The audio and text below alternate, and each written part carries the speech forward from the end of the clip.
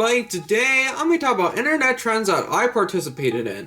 Now, if you're new here, consider subscribing to the bell. So I've talked about a few internet trends on the channel. I talked about a really old one with Beanie Babies a few years ago. And I think a year ago, I talked about childhood toys and stuff like that. And there are some trends included in there. So I kind of want to talk about some trends that I've participated in the last 10 years or so with the internet. And I kind of want to talk about it. So yeah, let's get started. So the first one is Flappy Bird. So, around 2013 and 2014, Flappy Bird was huge. Like, I saw it everywhere for like 2 months. Like, really the peak of it only lasted like a couple months or so. And what's kind of crazy is that I kind of was on the train a little bit before it peaked, because I remember playing it back in 2013. Actually, the first time I've really heard of it was my school used to have an incentive room, which it was basically a room in the school where it was like if you had good enough grades and the class had good enough behavior, they would take you to this room where you could do really cool stuff, like play pool. They had a pool table and a ping pong table. They had some really crazy stuff. Like, and I really miss that room, and I don't think it's there anymore, sadly. It was part of my middle school, and I saw people were playing Flappy Bird to see who had the best high score, and that's how I heard of it. And then I downloaded it on my iPhone 4, and I spent hours with it. The highest score I got was like 350 or something like that. Like, I would spend that long amount of time on this game. And, like, it was really popular, and then it just kind of fell off. But I have heard recently that they are making a new Flappy Bird game. I mean, I haven't checked up on it in a while, but the last time I checked was with NFTs. Which I hope to God that's still not the case that they're doing that, because NFTs were also a trend that I did not participate in because I always thought it was stupid. But that's what I heard of last. I don't know if it's the same thing now, but man, I hope they change it, because like the Flappy Bird that I grew up with didn't have that. So, but yeah, Flappy Bird was interesting. Number 2 is bottle flipping. So, out of everything on this list, probably bottle flipping was the one that I did the most. And basically bottle flipping was the whole like year 2016 pretty much. 2016 was probably the most infamous year in terms of internet trends. That's mainly what people kind of think of in 2010's trend culture. And actually, the YouTuber that I used to watch constantly was Ryan Bracken. And that guy is awesome. Like, he just seems like a really cool person. And he introduced me to the idea of bottle flipping. I don't think he posts anymore. I think he got married, so I'm happy for him. Because, like, I don't think he's posted in like a year or so, last time I checked. But he was, like, the main reason why I started bottle flipping. And I remember there was this one video, I think I still have it, where it was, like, me and my siblings and Jurgen were bottle flipping. My mom posted on Facebook or something saying they have all these phones and stuff, and yet they do bottle flipping. 3! 3! No, no, no, no! Oh, God. Yeah, that one. Yeah, we were kind of bored.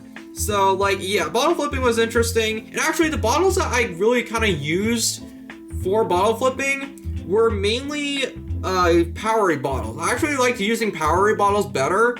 Gatorade bottles I noticed were a little bit less durable back then. So I used Powerade bottles, and I actually drank a ton of Gatorade and Powerade around that time, because every time there would be like a sports game or something like that, like a football game at our local school, all I would be doing is bottle flipping, and I would just buy Gatorade from there. So yeah, so bottle flipping was pretty crazy. Number 3 is Funko Pops. Now, Funko Pops, I didn't collect as much as other trends that I did, and the ones that I have, I still have some, where it was like, I have a Stay Puft one, I have Jack Sparrow, Batman, they're all somewhere. I think I actually got rid of them in some of them in my flea market booth. But basically, Funko Pops were popular for a few years, and there were some that I really wanted. Like, there's this Funko Pop that I think is still expensive, where it's like the Splash Mountain characters and like this log of the log flume of the ride. I think that one's still expensive. I haven't checked up on that price again, but last time I checked, it was pretty expensive. But now, they're kind of not really expensive anymore. They have really fallen off. Actually, I heard that the company of Funko is not doing well. So I heard that they might be going out of business. But yeah, there's stores near me like Entertainment and Vintage Stock where they are discounting them so much. Like I see them discounted in clearance all the time. So yeah, they've probably fallen off of their popularity. And that's what I think is gonna happen to Labubu's. That new trend where I think like a K-pop singer like wore it or something as like a keychain, and now people are trying to buy them. Like, I can't believe they're getting that popular. Like, they look ugly. I hate the design of them. So I think they're probably gonna fall off. I just don't think they're gonna last that long, but I just kind of wanted to get that out of the way because they're kind of similar. But yeah. Number 4 is dabbing. So basically, dabbing was toxic. I mean, like, I can't believe that dabbing ever got popular. And that was around the year 2016 too. There was this one time, because I used to go to this camp called Camp Barnabas in Purdy, Missouri. It was like a summer camp for like people with disabilities and stuff like that. The only dance move I know, basically, is dabbing. That's really the only one I know, and I haven't done it in years. And I don't really dance at all, to be honest. Like, I'm not a good dancer. I was embarrassing myself with not being able to dance in this dance floor where it was called the, what was it called? I think it was called the Dome or something, where like, it would be in this, like, gymnasium outside type of thing at Camp Barnabas where it was like a dome that would have like the dome shape because it would get really hot. So they would have that blocked. So, yeah, I would be a terrible dancer, and I still am a terrible dancer. But what really made me cringe the most was not necessarily people doing it, but it was more of, like, companies trying to relate to kids who are doing it. And I remember there was this one ad of, like, Sherlock Gnomes or something like that, the sequel to Romeo and Juliet, and, like, they were dabbing, and I'm just like, are we really doing this? Like, and it was like 2 years after, too. Like, that's one of my biggest annoyances is when companies try to be hip with the kids and they just fail. That's mainly why I really cringed with it. Number 5 is selfie sticks. So before people say and blast me saying, you're one of those people who did the dumb things with selfie sticks, no, I luckily wasn't. I remember my mom got one and she would use it often for a few months with like taking photos and like vacations and stuff like that. That was back then when the selfie sticks were a little bit less like controlled. Now there's a lot of bans in place. Like I think Disney World still to this day says no selfie sticks. And like, and especially extendable tripods too. Now like I use tripods, like I use this one for my camera all the time. And like I use tripods, but I don't use extendable ones often, not really at all. They are really strict nowadays with extendable tripods mainly. That's people who are like really dumb, who were literally taking it on roller coasters, and like no wonder they got banned because like people were clearly misusing them and they thought that since they could take a photo anywhere they want with this selfie stick that it could go anywhere they want.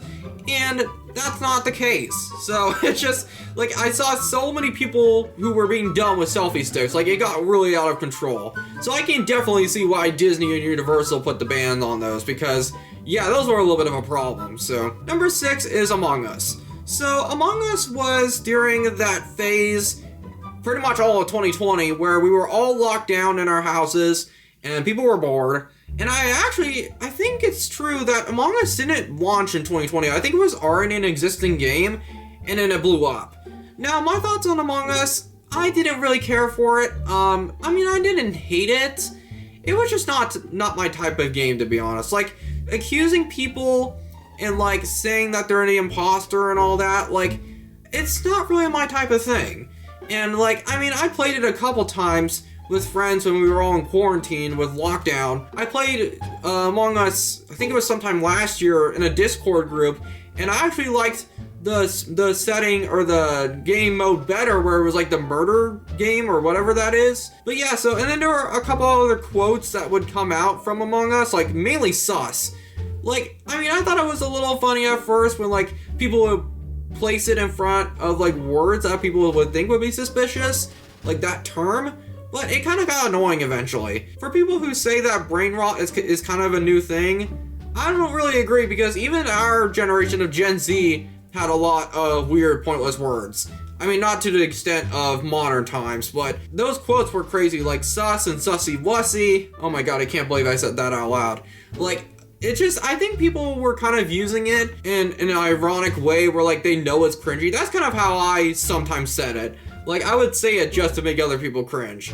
My family, maybe. But yeah, so, that was weird. Number 7 is fidget spinners. So, fidget spinners back in 2017, mainly earlier part of that year, were a big thing. And what's kind of interesting is that the main demographic for these fidget toys for like people with ADHD and stuff like that, now I don't think people really assume it with that anymore. Like, and even back then, like, it became a trend because I think they were a thing a few years before that, or a long time before that, to be honest. And like now it's more just known as like that 2017 trend because I kind of felt bad for people who genuinely needed it. Because, like, I think I do have ADHD, not as bad as other people though, but, like, I would fidget sometimes. And, like, fidget spinners actually did help me, but that was originally back then when I wanted to buy one for the trend, and I knew that everyone was talking about it on YouTube. And I remember going to the store nearby called Chambers Sales, and my mom and I were there, and we were looking at the fidget spinners, and this was when they were going for like $30 a piece. Like the same ones, the exact same ones you would find at antique stores and flea markets for like $1. Those exact same versions. But yeah, so the prices were like $30, and my mom was like, no, we're not spending that. And I was begging for one. Like, I really wanted one. But yeah, fidget spinners were kind of odd. Number 8 is the Ice Bucket Challenge. Now, in terms of like wholesomeness, this is probably the most good example on this list.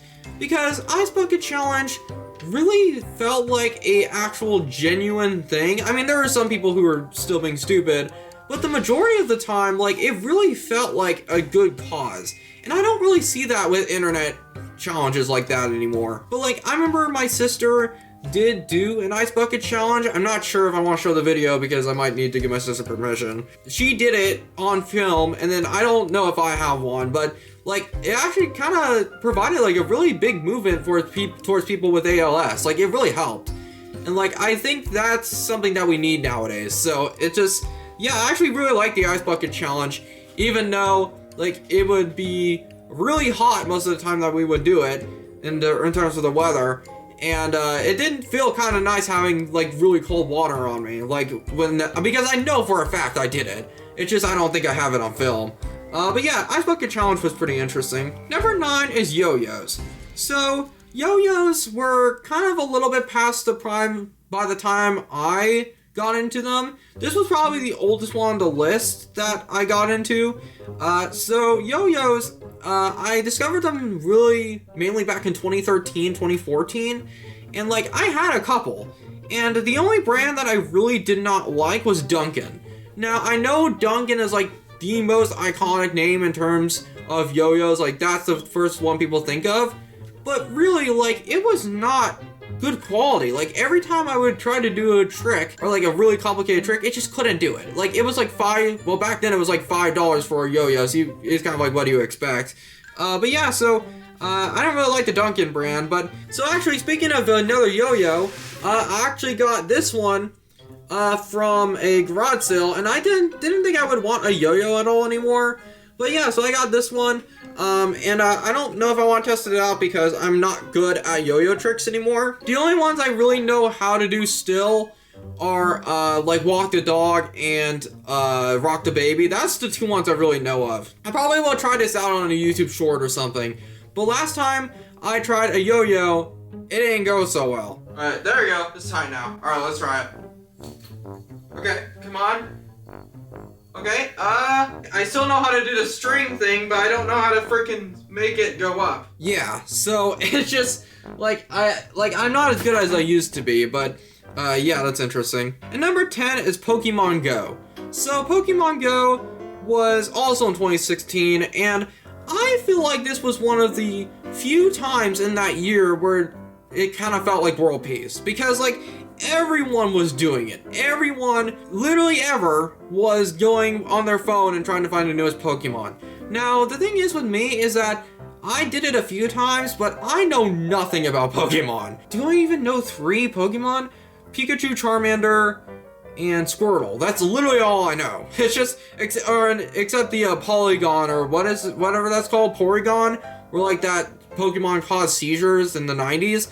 That's really the only ones I know. So, like, it was kind of cool seeing people doing that. Maybe I'm just using deceiving childhood memories for that. But, like, I remember people really felt like they were uniting together, especially during the 2016 election and stuff like that. So people kind of needed a distraction. But yeah, so that was crazy. So thank you guys so much for watching. I'm going to be trying to post more, and I think I've been having a pretty good amount of videos lately. So yeah, thank you guys so much for watching, and I'll see you guys later. Peace.